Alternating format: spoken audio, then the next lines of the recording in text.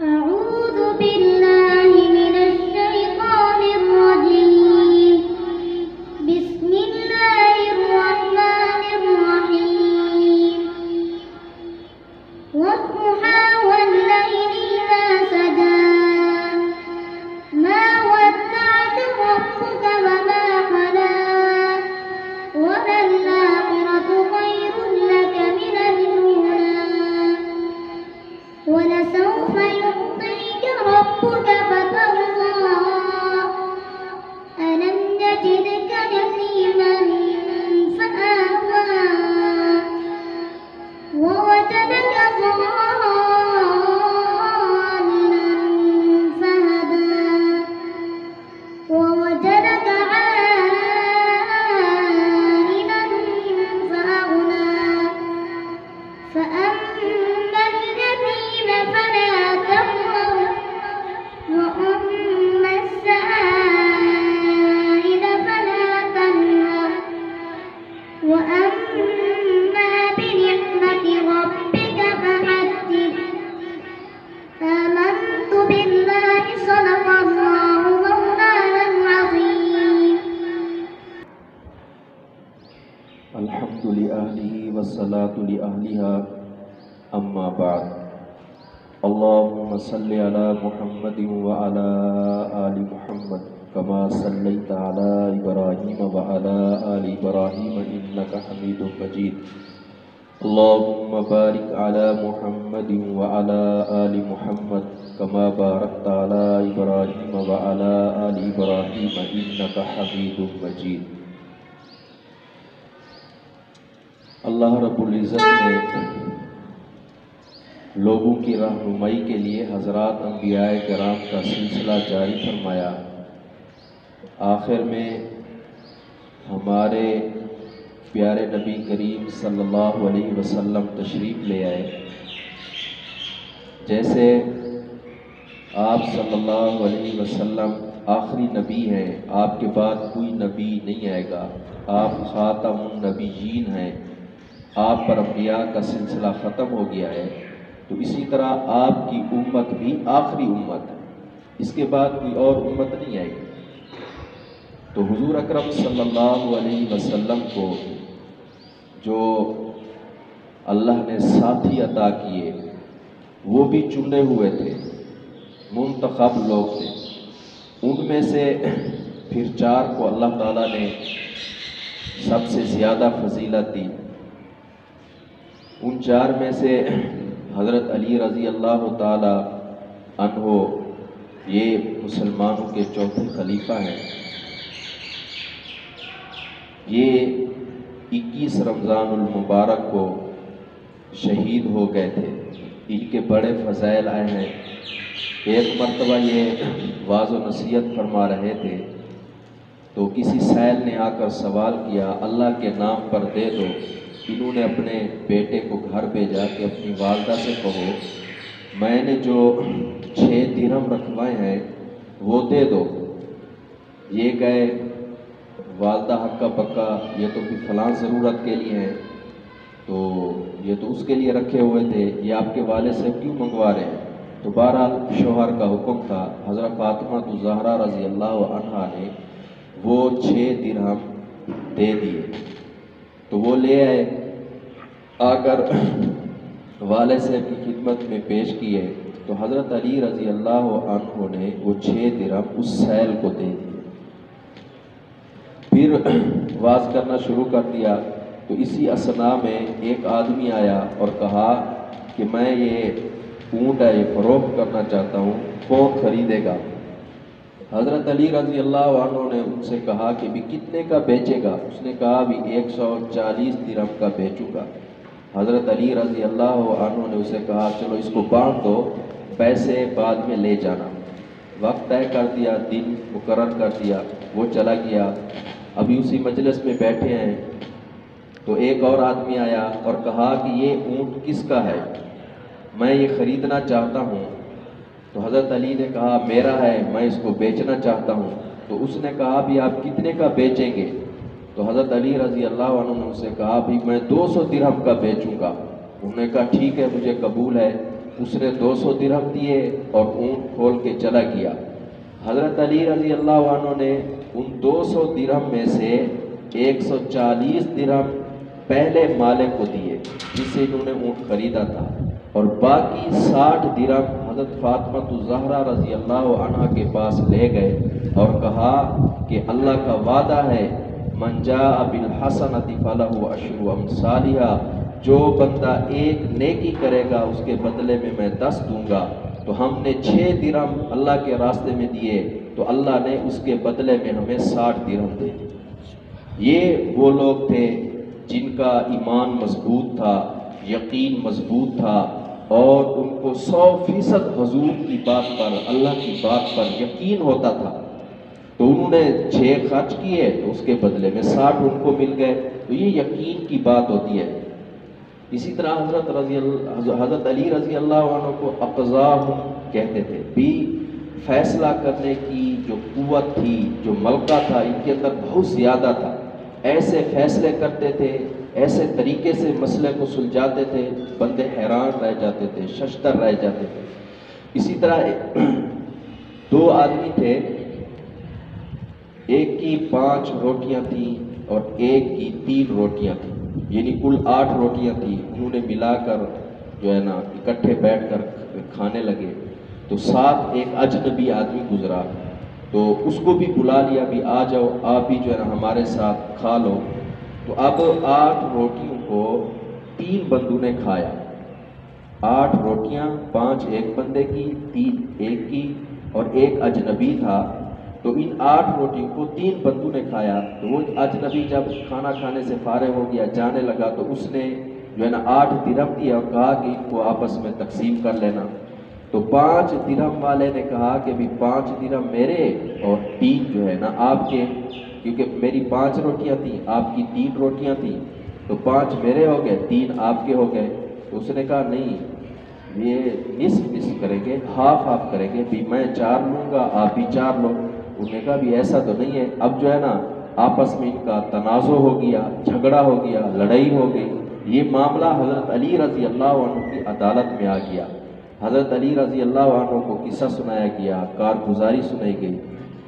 تو حضرت علی رضی اللہ عنہ بھی کہنے لگے، بھئی آپ کا جو ساتھی ہے آپ کو 3 درہم دے رہا ہے، اس پر راضی ہو جاؤ، یہ لے لو، یہ اس میں آپ کا فائدہ ہے، تو یہ لے لو۔ انہوں نے کہا نہیں، آپ انصاف کے مطابق فیصلہ فرمائیں، حق کے مطابق فیصلہ فرمائیں، میں تو 4 لوں گا، 3 نہیں لوں گا۔ حضرت علی اس کو سمجھاتے رہے بھی لے لو، اگر آپ حق کے مطابق فیصلہ کراتے ہو، انصاف کے مطابق فیصلہ کراتے ہو، تو پھر آپ کا 1 درہم بنتا ہے، 3 نہیں بنتے۔ وہ آدمی حق کا بکا، اے امیر المومنین سبحان اللہ، آپ کیا کہہ رہے ہیں؟ میں تو 3 لینے کے لیے تیار نہیں ہوں، میں تو 4 کا تقاضا کرتا ہوں، اور آپ کہتے ہیں حق کے مطابق آپ کا 1 درہم بنتا ہے، تو یہ کیسے ہو سکتا ہے؟ تو آپ مجھے سمجھا دیں، میں اس کو قبول کر لوں گا۔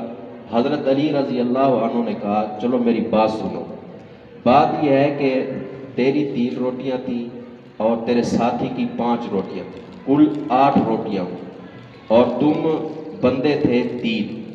اب یہ معلوم نہیں ہے کہ کس نے زیادہ کھایا ہے اور کس نے جو ہے نا کم کھایا ہے، یہ معلوم نہیں ہے۔ انہوں نے کہا یہ بات ویسے ہے، لازمی بات ہے کہ آپ تینوں نے برابر کھایا ہے۔ مطلب یہ ہے کہ 1 روٹی کے 3 حصے کریں گے، 1 روٹی کے 3 حصے بھی برابر تقسیم کریں گے۔ تو 8 روٹیاں تھیں، اس کے کتنے حصے ہو گئے؟ 24 حصے ہو گئے۔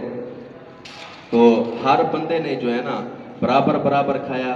اب تیرے ساتھی کی 5 روٹیاں تھیں، اس کے جو ہے نا 3 حصے بنائے، تو وہ جو ہے نا 15 ہوئے، اور اس نے جو ہے نا 15 میں سے اپنے 8 حصے کھا لیے، باقی اس کے بچ گئے 7۔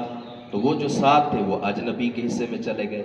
اور آپ کی جو ہے نا 3 روٹیاں تھیں، اور آپ کی 3 روٹیوں کے جو ہے نا 9 حصے بنتے ہیں، تو 8 آپ نے کھا لیے، اور آپ کا جو 1 حصہ بچا وہ اجنبی نے کھایا، یعنی اجنبی کے بھی 8 پورے ہو گئے، آپ کے بھی 8 پورے ہو گئے، اور آپ کے ساتھی کے 8 پورے ہو گئے۔ تو یہ 24 حصے، 8 روٹیاں تھیں، اس کے 24 حصے بنائے، تو ہر آدمی کے حصے میں 8 جو ہے نا ثلث آیا، 8 حصے آئے۔ تو اب اس نے جو 8 درہم دیے ہیں، 8 درہم دیے ہیں، تو آپ کے جو ساتھی کی 5 روٹیاں تھیں اس کے 15 حصے بنے تھے، ان 15 میں سے 8 اس نے اپنے کھا لیے، تو 7 حصے اس کے اجنبی کے پاس گئے، تو 7 درہم تو آپ کے ساتھی کے بنے جس کی 5 روٹیاں تھیں، اور آپ کی 3 روٹیاں تھیں، اس کے 9 حصے بنے، آپ نے اپنے 8 حصے کھائے اور آپ کا 9واں حصہ اس اجنبی نے کھایا، تو لہٰذا آپ کا 1 درہم بنے گا۔ تو جب یہ فیصلہ حضرت علی رضی اللہ عنہ نے سنایا تو اس آدمی نے قبول کر لیا اور ساری مجلس ہکا پکا رہی۔ تو حضرت علی رضی اللہ عنہ کے اندر فیصلے کی بڑی قوت تھی۔ اسی طرح ایک مرتبہ حضرت علی رضی اللہ عنہ اپنے غلام کمیل کے ساتھ سفر پر جا رہے تھے، راستے میں قبرستان آ گیا، رک گئے، ٹھہر گئے اور قبر والوں سے خطاب کیا، اے مقبرہ والو، اے قبر والو، اے بوسیدگی والو، اے وحشت والو، اے تنہائی والو، تمہاری کیا خبر ہے؟ تمہارا کیا حال ہے؟ ہمارا حال، ہم جو دنیا کے اندر ہے، ہمارا حال تو یہ ہے، جب تم مر گئے، قبروں میں چلے گئے، تمہارا مال و دولت پیچھے تقسیم ہو گیا، تمہاری جائیداد تقسیم ہو گئی، اور تمہاری بیویوں نے تمہارے مرنے کے بعد، عدت گزارنے کے بعد دوسرے خاوند کر لیے، دوسری جگہ انہوں نے شادیاں کر لی، ہمارا تو یہ حال ہے، آپ بھی کچھ اپنا حال دو۔ تو پھر جو ہے نا اپنے غلام کمیل کی طرف متوجہ ہوئے اور ان سے کہنے لگے، اے کمیل، اگر ان لوگوں کو بولنے کی اجازت ہوتی اور یہ قبر سے باہر والے آدمی سے گفتگو کر سکتے تو یہ کیا جواب دیتے؟ آپ کو معلوم ہے؟ تو پھر حضرت علی رضی اللہ عنہ نے خود بھی بتایا، یہ قبر والے یوں جواب دیتے، اے دنیا والو، اے لوگو، بہترین توشہ تقوی ہے، تقوی بہترین توشہ ہے۔ پھر حضرت علی رونے لگے، روتے رہے، پھر فرمایا، اے کمیل، یہ قبر عمل کا صندوق ہے، موت کے وقت ہر چیز سامنے آ جائے گی، یہاں جو انسان اچھے عمل کرتا ہے، برے عمل کرتا ہے، سارے کے سارے جمع ہو رہے ہیں، جب انسان مرے گا تو ہر چیز سامنے آ جائے گی۔ اس لیے محترم سامعین کرام، ہم سب کو اچھے اعمال کرنے چاہیے، نیک اعمال کرنے چاہیے۔ حضرت علی رضی اللہ عنہ جو مسلمانوں کے چوتھے خلیفہ ہیں، ان کی زندگی سے ہمیں یہی سبق ملتا ہے۔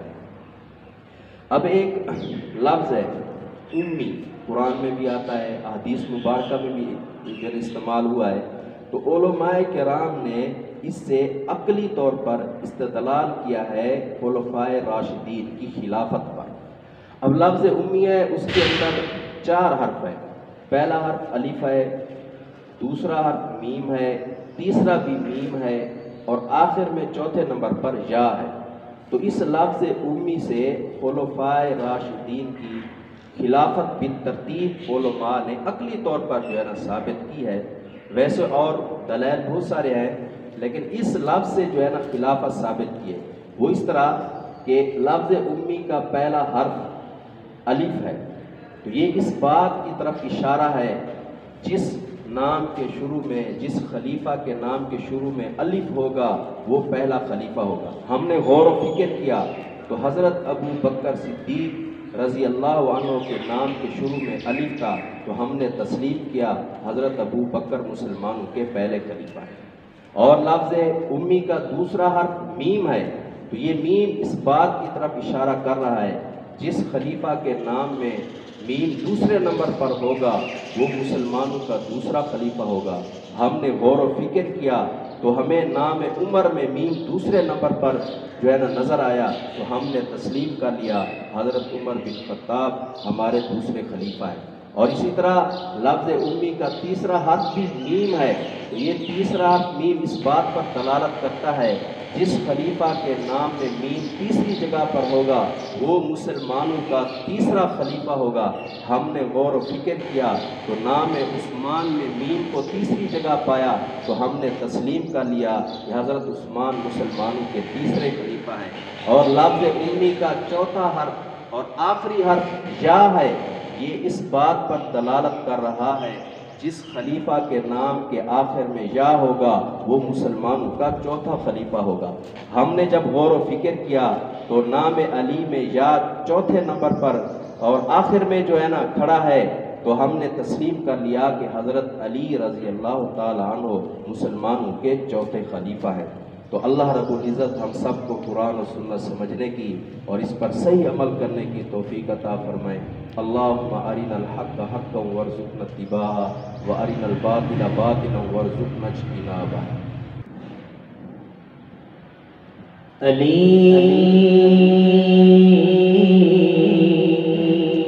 حق کا ولی ہے، علی حق کا ولی ہے، وہ تو نبی کے گلشن کی ایک کلی ہے، علی حق کا ولی ہے، علی حق کا ولی ہے، وہ تو نبی کے گلشن کی ایک کلی ہے، علی